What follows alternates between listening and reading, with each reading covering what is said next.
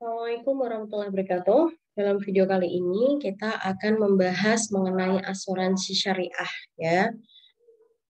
Nah, pengertian asuransi sendiri secara terminologi yaitu eh, nah ini perjanjian antara dua pihak atau lebih dengan mana pihak penanggung mengikatkan diri pada tertanggung dengan menerima premi asuransi untuk memberikan penggantian pada tertanggung karena kerugian, kerusakan, atau kehilangan keuntungan yang diharapkan, atau untuk memberikan suatu pembayaran yang didasarkan atas meninggalnya atau hidupnya seseorang yang dipertanggungkan. Nah, asuransi syariah menurut DSN MUI ya, Dewan Syariah Nasional Majelis Ulama Indonesia, sebuah usaha saling melindungi dan tolong-menolong di antara sejumlah orang melalui investasi dalam bentuk aset atau tabarruk ya, yang memberikan pola pengembalian untuk menghadapi risiko tertentu melalui akad yang sesuai dengan syariah dan tidak mengandung gharar atau penipuan, kemudian maisir atau perjudian, riba, zolim, suap, dan maksiat. Nah, perbedaan asuransi syariah dan konvensional kita akan bahas mulai dari dilihat dari konsepnya, visi dan misi, sumber hukum, kontrak atau akadnya, kemudian ada dewan pengawas syariahnya, akadnya apa saja, jaminan atau resikonya seperti apa, kemudian pengelola dana, investasi, kepemilikan dana, kemudian ada keuntungan dan profit. Nah, kita lihat dulu. Yang pertama, dari prinsip konsep. Asuransi konvensional yaitu perjanjian antara dua pihak atau lebih dengan mana pihak penanggung mengikatkan diri kepada tertanggung dengan menerima premi asuransi untuk memberikan penggantian kepada tertanggung. Nah, kalau di asuransi syariah, sekumpulan orang yang saling membantu, saling menjamin, dan bekerja sama dengan cara masing-masing mengeluarkan akad tabar. Nah, kemudian dari segi prinsip visi dan misi, asuransi konvensional secara garis besar, misi utama dari asuransi konvensional sendiri adalah misi ekonomi dan misi sosial. Nah, kemudian asuransi syariah, misi yang diemban dalam asuransi syariah sendiri adalah misi akidah, misi ibadah atau ta'awun, misi ekonomi, iktisad, dan misi pemberdayaan umat atau sosial. Kemudian dari prinsip sumber hukum, bersumber dari pikiran, manusia, dan kebudayaan. Itu kalau asuransi konvensional. Ya, berdasarkan hukum positif, hukum alami, dan contoh sebelum-sebelumnya. Bagaimana dengan asuransi syariah? Asuransi syariah, sumber hukumnya, yaitu dari Allah yang terdapat dalam Al-Quran, Sunnah, atau kebiasaan Rasul, ijma, fatwa sahabat, kias, istihsan, uruf, tradisi, dan maslahah mursalah. Kemudian kontrak akad, ya asuransi konvensional tidak selaras dengan syariah Islam karena adanya maisir, gharar, dan riba, hal yang diharamkan di dalam muamalah. Kemudian di asuransi syariah, kontrak atau akad ini bersih dari adanya praktek gharar, maisir, dan riba. Nah, dari prinsip Dewan Pengawas Syariah sendiri, asuransi konvensional ini tidak ada, ya tidak ada DPS, Dewan Pengawas Syariah, sehingga dalam kebanyakan prakteknya bertentangan dengan kaidah-kaidah syarak.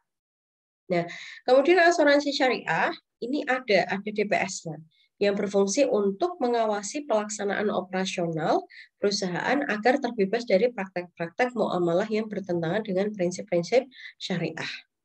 Nah, kalau dari segi prinsip yang akad, di mana kalau asuransi konvensional ini akad jual beli atau akad tabarruk, akad jual beli atau akad muawadah, akad idaan, kemudian akad gharar, dan akad mulzim.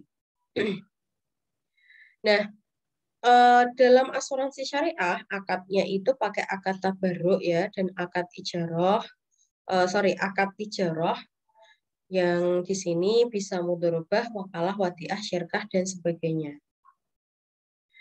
Kemudian dari segi prinsip jaminan atau resiko,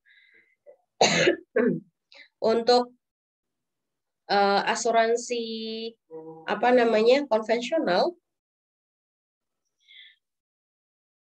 ada transfer of risk, di mana terjadi transfer resiko dari tertanggung kepada penanggung.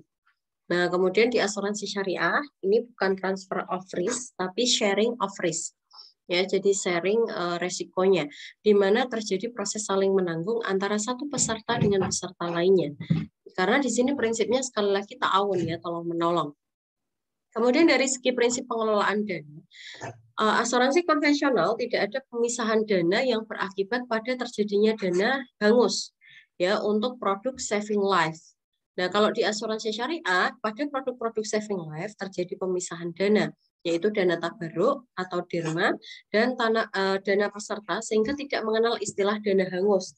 Sedangkan untuk term insurance semuanya bersifat tabarruk. Nah, dari segi investasi, prinsip investasi, asuransi konvensional bebas melakukan investasi dalam batas-batas ketentuan perundang-undangan dan tidak terbatasi pada halal dan haramnya objek atau sistem investasi yang digunakan. Nah, kalau di asuransi syariah, dalam melakukan investasi sesuai dengan ketentuan perundang-undangan sepanjang tidak bertentangan dengan prinsip-prinsip syariat Islam, bebas dari riba dan tempat-tempat investasi yang tentunya terlarang. Nah, terkait dengan prinsip kepemilikan dana, asuransi konvensional, dana yang terkumpul dari premi peserta seluruhnya menjadi milik perusahaan dan menginvestasikan kemana saja. Beda dengan asuransi syariah. Dana yang terkumpul dari peserta dalam bentuk iuran atau kontribusi merupakan milik peserta, atau sohibul mal, asuransi syariah hanya sebagai pemegang amanah atau mudorib dalam mengelola dana tersebut. Kemudian keuntungan atau profit, asuransi konvensional, keuntungan yang diperoleh dari surplus underwriting, komisi reasuransi, kemudian dan hasil investasi seluruhnya adalah keuntungan perusahaan. Nah, berbeda tentunya dengan asuransi syariah. Profit yang diperoleh dari surplus underwriting, komisi reasuransi, dan hasil investasi bukan seluruhnya menjadi milik perusahaan, tetapi dilakukan bagi hasil atau mudharabah dengan peserta. Nah, oke, coba ini kita lihat apa namanya? Kita lihat di slide berikutnya mengenai dasar hukum asuransi syariah ya. Yang pertama haram, kemudian halal, komersial, dan syubhat. Nah, Yusuf Al-Qaradawi, Sayyid Sabiq, Abdullah Al-Qalqili, kemudian Muhammad Bahid Al-Mut'i dengan alasan asuransi mengandung unsur perjudian, ketidakpastian, eksploitasi, objek bisnisnya digantungkan pada hidup dan matinya seseorang yang berarti mendahulukan takdir Tuhan. Nah, sedangkan itu yang berkata haram. Kemudian yang mengatakan halal, Abdul Wahab Khalaf, Mustafa Ahmad Zarqah, dan Muhammad Najatullah Siddiqi dengan alasan tidak ada ketetapan nas dalam Al-Quran maupun hadis yang melarang asuransi. Terdapat kesepakatan kerelaan, kemaslahatan dari usaha asuransi lebih besar daripada madharatnya. Nah, kemudian komersial. Muhammad Abu Zahra menyatakan bahwa asuransi yang dilarang dalam Islam adalah asuransi yang bersifat komersial karena mengandung unsur-unsur yang dilarang di dalam Islam.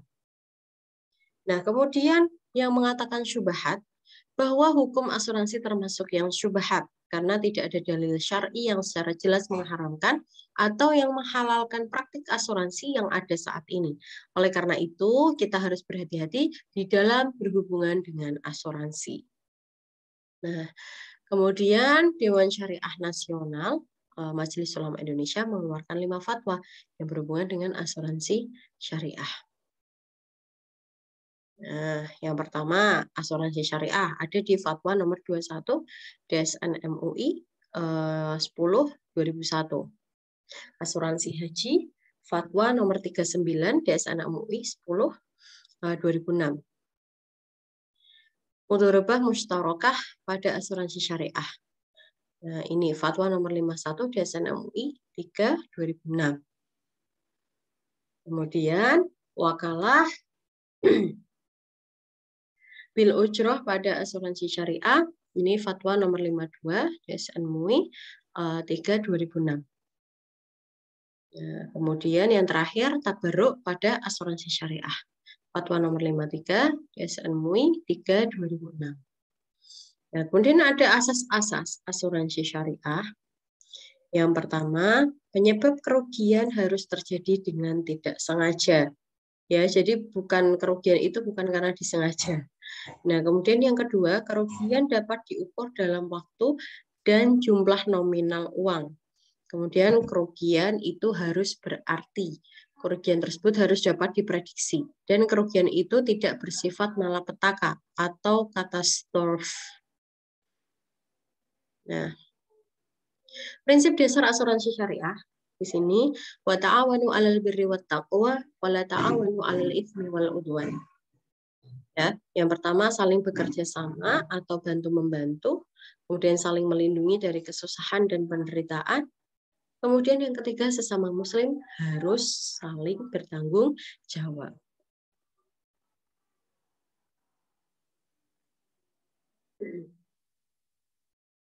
Selanjutnya, tujuan asuransi syariah sendiri, yang pertama yaitu pembayaran ganti rugi, di mana ketika suatu hal benar-benar terjadi dan menimbulkan kerugian atau risiko yang berubah menjadi kerugian, maka kepada tertanggung akan dibayarkan ganti kerugian yang besarnya seimbang dengan jumlah asuransinya.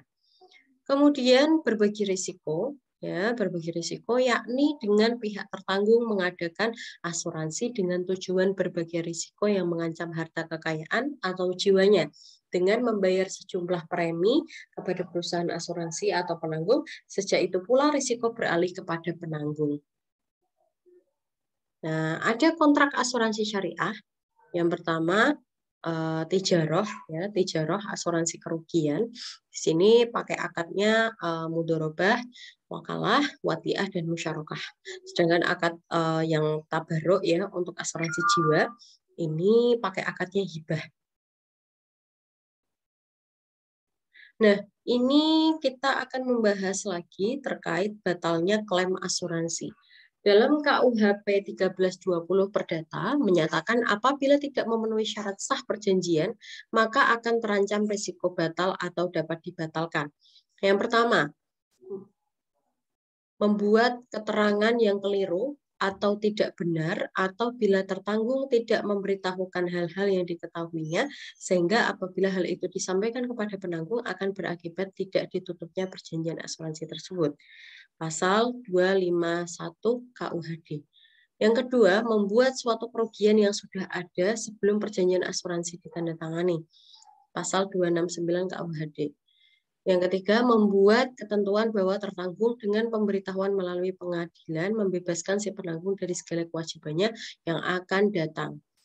Pasal 272 KUHD. Terdapat suatu akalan cerdik penipuan atau kecurangan si tertanggung, pasal 282 KUHD. Yang kelima, apabila suatu pertanggungan menurut peraturan perundang-undangan tidak boleh diperdagangkan dan atas sebuah kapal Indonesia atau kapal asing yang digunakan untuk mengangkut objek pertanggungan menurut perundang-undangan tidak boleh diperdagangkan. Pasal 599 KUHD. Nah, adapun manfaat dan keuntungan dari asuransi syariah, yang pertama, pengelolaan dana melalui asuransi syariah dapat terhindar dari unsur yang diharamkan Islam, yaitu riba, woror, ya, ketidakjelasan dana, dan maisir atau judi. Yang kedua, asuransi syariah tidak mengenal istilah yang hangus. Yang ketiga, peserta asuransi syariah bisa mendapatkan uangnya kembali meskipun belum datang jatuh tempo. Kemudian yang keempat, mengingat pembebanan biaya operasional ditanggung pemegang polis asuransi terbatas pada kisaran 30% dari premi, sehingga pembentukan pada nilai tunai cepat terbentuk di tahun pertama dengan memiliki nilai 70% dari premi. Prospek asuransi syariah di Indonesia, kita coba bisa melihat dari perkembangan dan pertumbuhan industri asuransi di Indonesia yang sangat pesat dan apalagi dengan adanya Badan Penyelenggara Jaminan Sosial atau BPJS. Masyarakat Indonesia sudah merasa terjamin dari kehidupan sosial mereka seperti kesehatan dan jaminan keselamatan kerja. Sehingga beberapa tahun terakhir ini, banyak perusahaan asuransi konvensional menawarkan asuransi baru kepada mereka, yaitu asuransi syariah.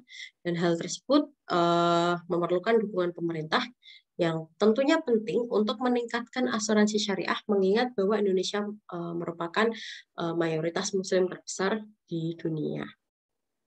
Nah, ada peluang asuransi syariah. Yang pertama, asuransi syariah memiliki tujuan utama untuk mencari keridhaan Allah. Yang kedua, dasar hukum asuransi syariah adalah Al-Quran, hadis, serta fatwa pada para ulama terkemuka. Kemudian, asuransi syariah memberikan keterbukaan informasi mengenai laporan sumber dana, penggunaan, serta zakat yang ada. Kemudian, yang terakhir, yang keempat, peluang terkait produk yang ditawarkan terjaga dari unsur yang tidak jelas, boror, spekulatif, maisir, ya, judi, dan riba atau bunga. Sedangkan tantangan asuransi syariah di Indonesia, yang pertama, asuransi syariah tidak bisa menginvestasikan dana ke dalam semua bentuk investasi. Yang kedua, masih banyak masyarakat yang kurang paham dengan asuransi syariah. Dan yang ketiga, hambatan dari sisi regulasi yang mensyaratkan jumlah direksi minimal 3 orang. Baik, demikian video pembelajaran ini disampaikan. Terima kasih atas perhatiannya. Saya akhiri. Apabila ada kekurangan, saya mohon maaf. Dan apabila ada yang perlu dijelaskan, silahkan teman-teman bisa berdiskusi di WA Group seperti biasanya. Terima kasih. Wallahul muwaffiq ilal aqwamit thoriq. Wassalamualaikum warahmatullahi wabarakatuh.